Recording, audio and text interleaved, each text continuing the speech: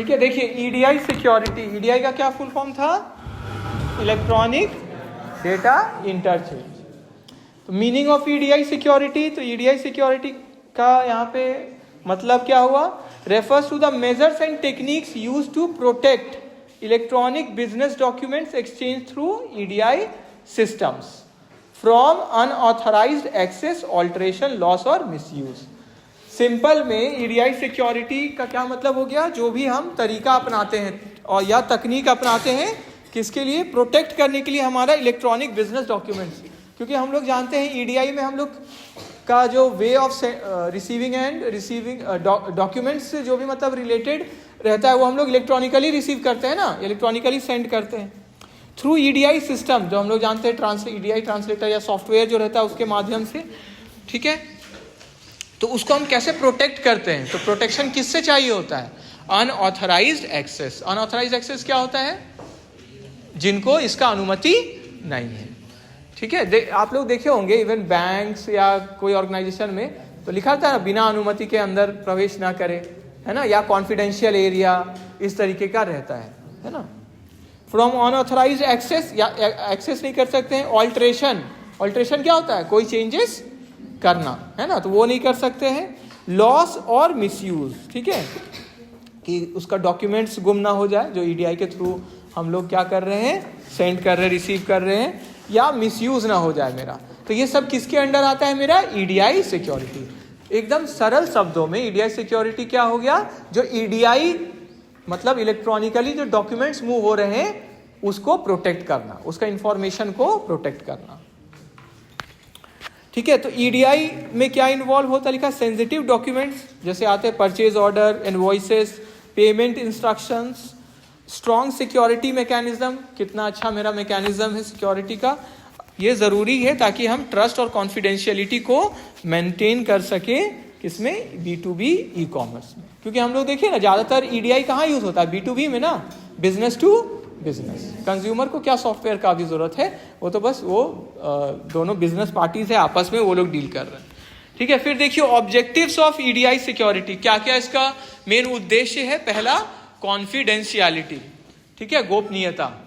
ठीक है, कि गोपनीयता रहे हमारा। Ensures that only authorised persons can access the data, कि मेनली जिनको इसका अनुमति है वही लोग डेटा को एक्सेस कर पाए, मतलब उसको यूज कर पाए। इंटीग्रिटी, ठीक है, ये क्या सुनिश्चित करता है? कि is not altered during transmission, मतलब जैसा डेटा है वैसा बना रहे, है ना, उसका मजबूती वैसा ही रहे, मतलब जिस जैसे वो सेंड किया गया है वैसे ही वहां पहुंचे, बिखरे नहीं, टूटे नहीं, है ना, मतलब सटीकता रहे, ठीक से पहुंचे। Authentication verifies the identity of the sender and receiver, sender का और रिसीवर का आइडेंटिटी को चेक कर लेते हैं, है ना, verifies the identity of the sender and receiver. फिर नॉन रेप्यूडिएशन, ठीक है, प्रिवेंट्स पार्टीज फ्रॉम डिनाइंग, कि वो मना नहीं कर सकते हैं कि वो भेजे थे या रिसीव किए हैं कोई डॉक्यूमेंट को, मतलब ऑटोमेटिक ये क्या कर देता है, उसको वेरीफाई कर देता है इस प्रोसेस को।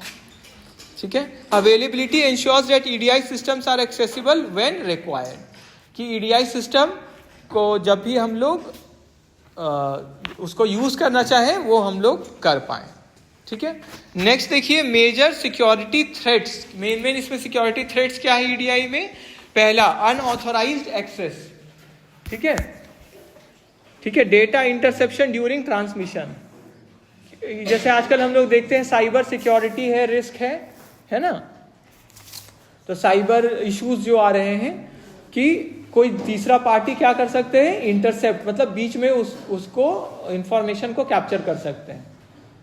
ठीक है, या हैक कर लेते हैं सिस्टम। आप लोग हैक होते हुए देखे हैं मूवी में देखे ना, हाँ, तो वो भी देख ही लिया। मतलब एक बार ना हम लोग मीटिंग कर रहे थे, जो कोरोना का समय ज्यादा सब चल रहा था मीटिंग, तो अचानक से ना कोई भूत वाला आवाज, ये रियल वाला हम बता रहे हैं आपको, भूत वाला आवाज वो सुनाई दिया, जैसे नहीं था हा हा हा हा करके, है ना, और हम लोग मीटिंग में हैं, और कहाँ, बैंगलोर या चेन्नई से ही, वहां से वो मीटिंग हो रहा था।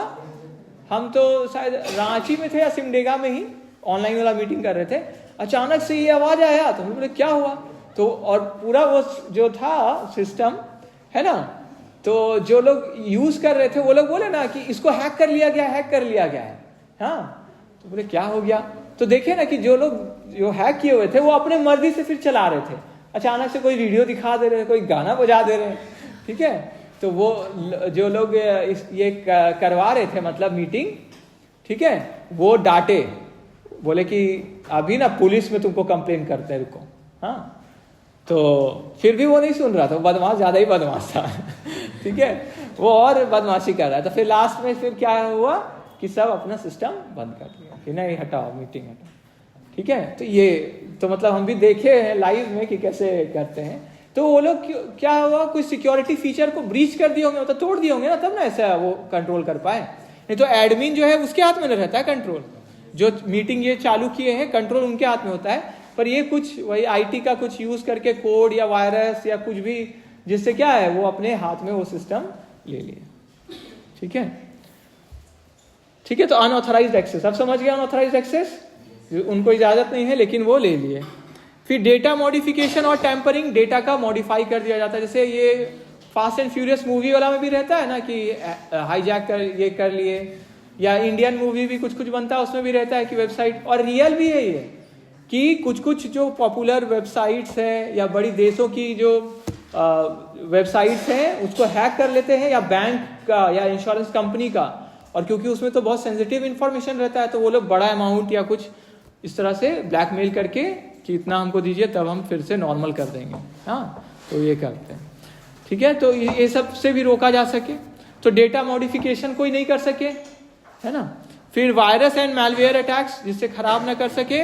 आइडेंटिटी इम्पर्सोनेशन, छुप के जो वार करते हैं, है ना, छुपा रहे अपना वो, ठीक है। सिक्योरिटी मेजर्स इन ईडीआई, तो इसके लिए क्या क्या उपाय है। पहला देखिए एनक्रिप्शन, डेटा को कन्वर्ट कर दिया जाता है, is converted into coded form, coded form में, कोड में, ताकि क्या हो, कोड में रहता है तो समझ में नहीं आएगा क्या है डेटा, है ना।